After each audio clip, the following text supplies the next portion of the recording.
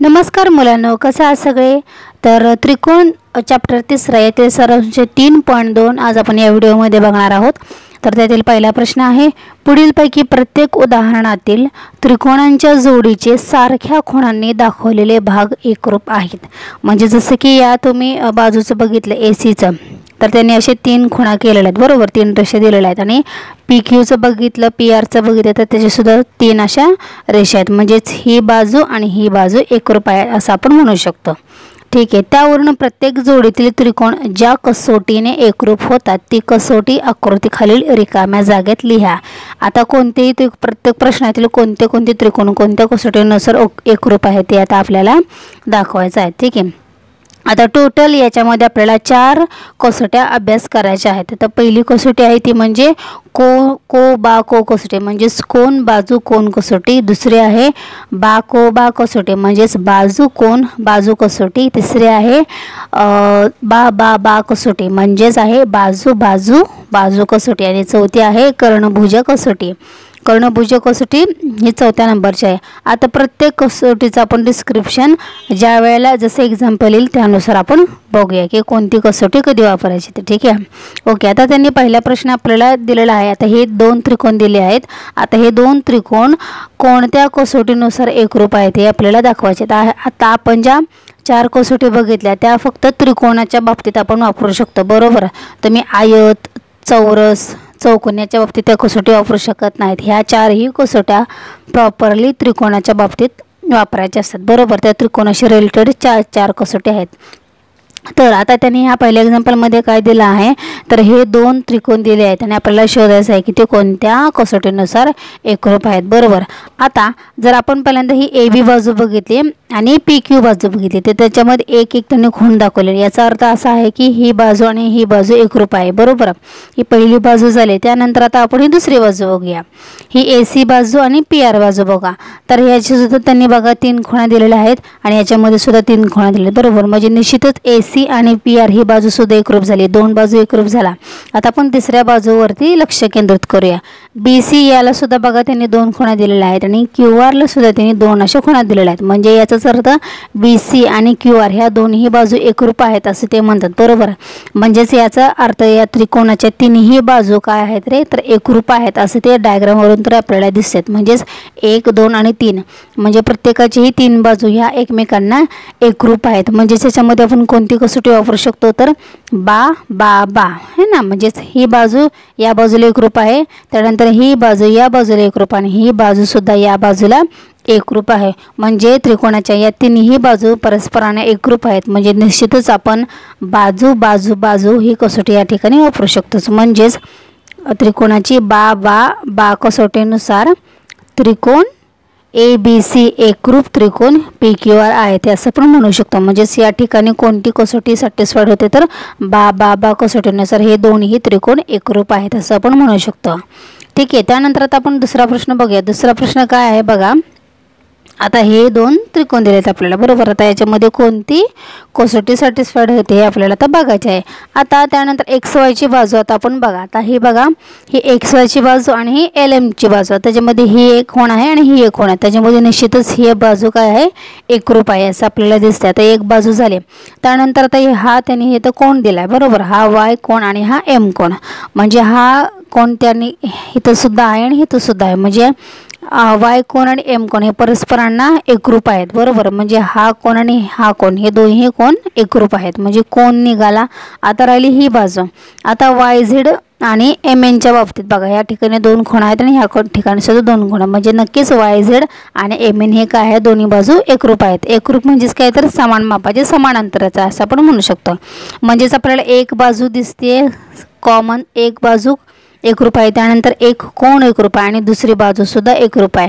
म्हणजे आपण इथं कोणती कसोटी वापरू शकतो, तर बाजू कोण आणि बाजू। दिसते तुम्हाला, बाजू कोण आणि बाजू ही आपल्याला कसोटी नुसार हे 2 त्रिकोण काय होतात, एकरूप होतात। म्हणजेच इथं कोणती कसोटी येणार, तर बाजू कोण बाजू।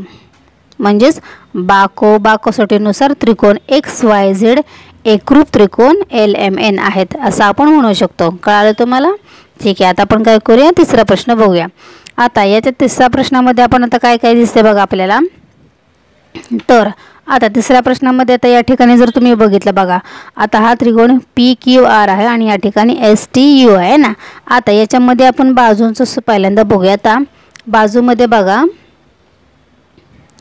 PR ही बाजू आहे ना SUला एकरूप आहे. त्यांनी या ठिकाणी दोन दोन कोण आपल्याला दिसतात बरोबर, म्हणजे निश्चितच PR ही बाजू SUला काय आहे तर एकरूप आहे. त्यानंतर आपण ह्या कोणाच्या बाबतीत बघूया. हा कोण, तर P हा कोण S या कोणाशी एकरूप आहे बरोबर आहे. इथं सुद्धा कोण आहे, इथं सुद्धा कोण आहे, म्हणजे कोण या दोन्ही त्रिकोणांचा एकरूप आहे. त्यानंतर ह्याच ठिकाणी सुद्धा तुम्ही बघू शकता, हा कोण काय आहे, हा कोण R आहे आणि हा कोण काय आहे तर तो T आहे बरोबर.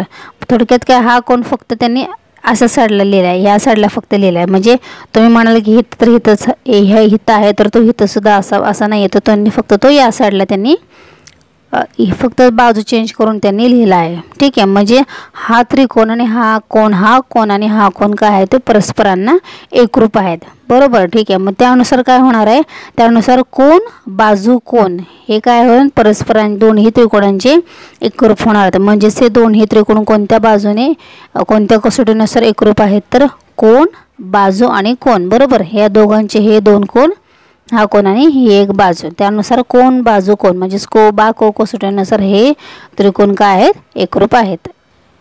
म्हणजेच कोणत्या कसोटीनुसार तर कोण बाजू कोण, म्हणजेच को कसोटीनुसार ते दोन्ही त्रिकोण म्हणजेच त्रिकोण LMN आणि त्रिकोण एकरूप त्रिकोण PTR आहेत बरोबर.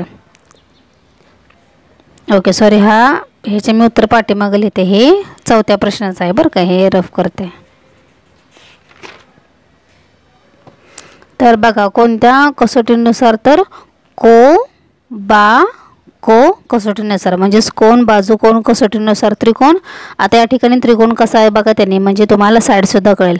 त्रिकोण PRQ म्हणजे हा कोण आहे ना पहिल्यांदा घेतला, आणि नंतर काय आहे एकरूप त्रिकोण SUT नाही घेतलं त्यांनी, STU घेतलं बरोबर. म्हणजे ह्याचं फक्त त्यांनी साईड अशी चेंज केली आहे आपल्याला थोडंसं कन्फ्यूज करण्यासाठी. बाकीचे आहे तेच सेम आहे, बाकीचं काय नाही. म्हणजेच कोणत्या कसोटीनुसार तर कोणते त्रिकोण PRQ आणि PTU हे दोन्ही त्रिकोण परस्परांना को म्हणजेच कोण बाजू कोण कसोटीनुसार काय आहे तर ते एकरूप आहेत. ठीक आहे, आता आपण चौथा प्रश्न बघूया. आता चौथ्या प्रश्नामध्ये बघा त्यांनी हे दोन त्रिकोण दिले आहेत. या त्रिकोणाच्या बाबतीत विचार केला तर हा कर्ण आहे आणि हा कर्ण आहे, दोन्ही कर्ण परस्परांना एकरूप आहेत. त्यांची आपल्याला खूण समान दिसते, त्याच्यानुसार हा कर्ण आणि हा कर्ण काय आहे समान आहे बरोबर. आता त्याच्यानंतर आपण जर बघितलं तर हा कोण आहे आणि हा कोण आहे, म्हणजेच कोण M आणि कोण P हा काय आहे आपल्याला 90 अंशाचा दिसतोय बरोबर. म्हणजेच तो काटकोन स्वरूपात दिसतो. काटकोन असतो म्हणजेच काय असतो तर तो 90 अंशाचा असतो बरोबर. जर आणि हा कोण हे जर काय आहेत काटकोन असणार, म्हणजे आपण कन्सिडर करू की हे बाबा 90 अंशाचे आहेत, 90 अंशाचे आहेत म्हणजे ते काटकोन आहेत. जर त्रिकोणामध्ये दोन्ही कोण काटकोन असेल आणि त्यांचा कर्ण हा परस्परांना एकरूप असेल तर त्याच्यामध्ये कोणती कसोटी असते तर त्यांच्यामध्ये कर्णभुजा कसोटी असते. कर्णभुजा कसोटीसाठी कोणते रूल लागतात तर दोघांचेही कर्ण परस्परांना एकरूप लागतात आणि त्यांचा कोन हा काटकोन असणे आवश्यक आहे. तर त्या दोन्ही त्रिकोण कर्णभुजा कसोटीनुसार एकरूप होतात. म्हणजेच यावरून आपण काय म्हणू शकतो, त्रिकोण LMN आणि त्रिकोण, आता इथे त्रिकोण सुद्धा बघा त्यांनी PTR दिला आहे, PTR. आता या ठिकाणी एक मिनिट, आता या ठिकाणी बघा माझी डायग्राम मी थोडीशी उलटी लिहितानाच थोडीशी. आता इथं काय आहे T आहे आणि इथं आहे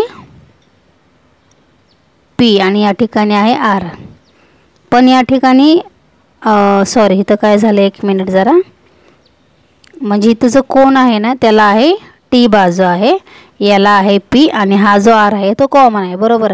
लिहिताना उलटी केली, कारण मी असं काय केलं तर ही अशी उलटी डायग्राम तुमच्या पुस्तकामध्ये दिलेली आहे, ते सुद्धा पुन्हा तुम्हाला कन्फ्यूज करण्यासाठी बरोबर. आणि इथं ॲक्च्युली मीच कन्फ्यूज झाले, सॉरी. आता म्हणजे ही डायग्राम तुम्हाला अशी या साईडला दिलेली आहे ना. आता तो जो कोण आहे अँगल आहे त्याला त्यांनी T म्हणलेला आहे बरोबर. समोरच्या बाजूला P आहे, म्हणजेच थोडक्यात हा त्रिकोण कसा झाला त्रिकोण तर तो PTR टी आणि आर झाला, बरोबर, कारण का हे तो अँगल आहे, म्हणजेच पी टी आर झाला. कळालं तुम्हाला? कन्फ्युजन होत असेल तर मी थोडंसं थांबते.